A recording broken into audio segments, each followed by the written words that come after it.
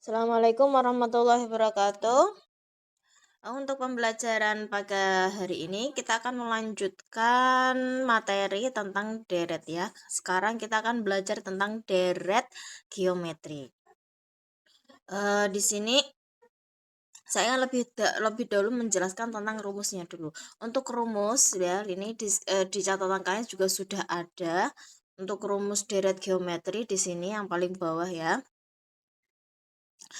Sn sama dengan S itu sama dengan aritmatika itu adalah jumlah, sama dengan A kurung buka R pangkat N-nya sama dengan yang depan ya, N yang Sn itu ya, dikurangi 1 per R kurangi 1. Oke.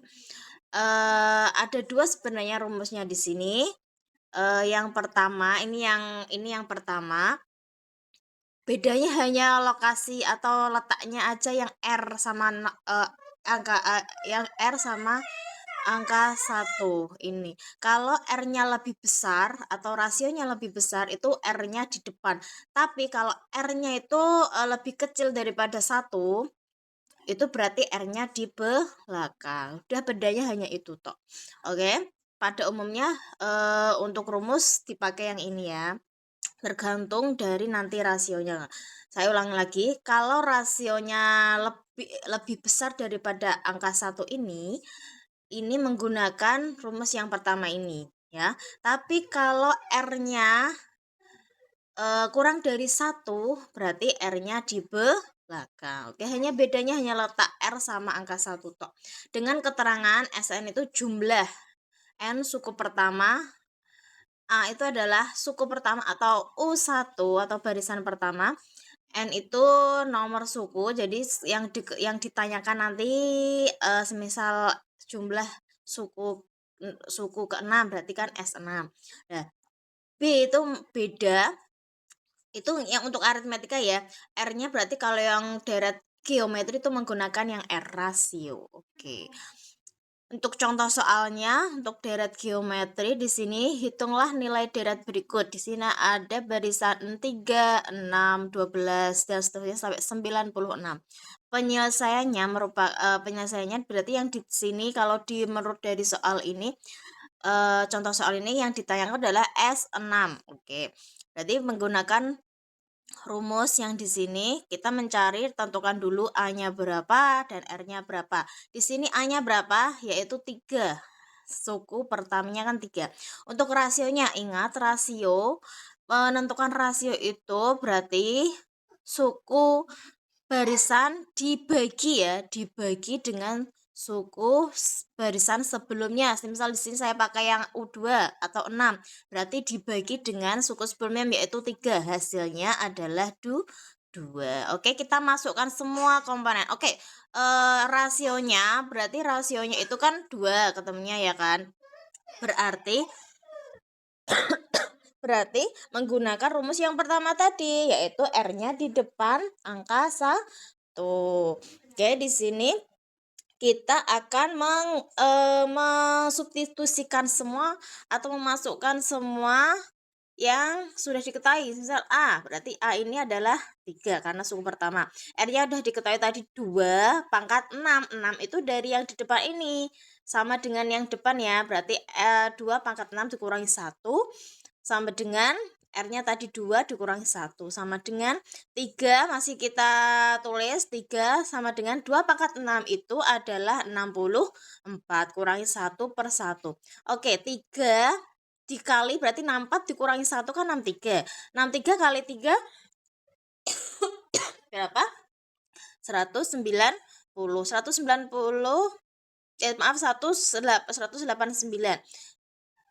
dibagi 1 berarti 189. Itu penjelasannya untuk contoh soal dari geometri. Oke, kita melanjutkan tentang deret geometri dengan soal yang berbeda dari yang sebelumnya. Di sini saya jelaskan lagi untuk materi yang di sini sudah dijelaskan ya. Untuk rumusnya ini ada 2. Jika yang dipakai yang pertama ini kalau R-nya kurang dari 1. Yang kedua ini berarti R-nya yang lebih dari 1, berarti R-nya yang di depan. Hanya beda letaknya aja. Terus kita akan mencoba menjelaskan tentang contoh soal yang di sini. Sebuah tali dipotong menjadi 5 bagian, panjang potongan mengikuti barisan geometri, panjang tali terpendek 6 cm dan terpanjang 96 cm. Berapakah panjang tali semula? Nah, di sini udah ada gambarnya atau sudah ada barisannya untuk ilustrasinya. Di sini ada sebuah tali 5 bagian kan? Ini diikat. Oke, U1-nya itu yang terpendek tadi, panjang tali terpendek itu 6 cm. Oke, di sini berarti A-nya ya U1. Terus yang diketahui lagi itu panjang tali yang paling panjang, berarti yang paling terakhir yaitu 96 cm. Di sini diketahui, berarti penyelesaiannya diketahui barisan bilangan 6, U2-nya, U3 sama U4 kan enggak diketahui. Yang terakhir U5 itu 96. Berarti A atau U1-nya 6, U5-nya 96. Ditanya S5 ya kan? Berarti jumlah suku ke-5. Jumlah suku ke barisan 5. Oke, di sini sebelum kita melanjut ke yang rumus deret geometri, kita mencari dulu rasionya. Kan ini belum bisa. Dari yang diketahui A sama U5 kan belum bisa, makanya kita cari dulu R-nya. Caranya gimana? Masih menggunakan rumus barisan geometri, bukan deret geometri tapi barisan geometri. Ini U5 sama dengan rumusnya kan AR pangkat N kurangi 1 kan. Dan di sini disingkat langsung AR pangkat 4. 4 itu dari N kurangi 1 berarti 5 kurangi 1. Sama dengan U5 tadi udah diketahui 96 sama dengan 6, A itu 6, R-nya belum diketahui pangkat 4. Berarti 96. 6-nya ini kita pindah ruas karena ini perkalian, pindah ruas ke sebelah sama dengan berarti menjadi pembagian, berarti 96 dibagi 6. Nah, ini sama dengan R4. Lah, R4 berarti maksudnya di sini 96 dibagi 6 kan 16 sama dengan R4. Berarti R-nya tuh sama dengan berapa kalau pangkat? Kan jadi berubah jadi bentuk akar kan? Ya kan? Berarti berapa dikalikan sampai 4 kali itu hasilnya 16 ya kan, 2 pangkat 4 itu kan hasilnya 16 kan. Nah, berarti R-nya itu udah diketahui 2, maka kita R itu berarti R-nya 2, berarti lebih besar dari angka 1, berarti R-nya yang di depan. Ini S5 sama dengan yang ditanya tadi S5.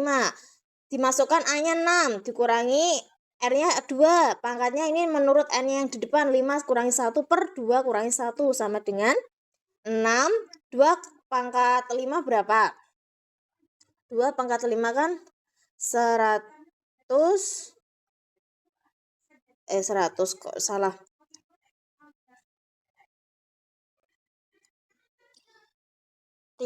2 pangkat 5 itu adalah berarti 2 dikalikan sampai 5 kali ya, berarti 32 dikurangi 1 berarti 31 kali 31 ini kali 6 itu hasilnya 186 dibagi 2 kurangi 1 itu 1 berarti tetap 186. Nah, itu penjelasannya.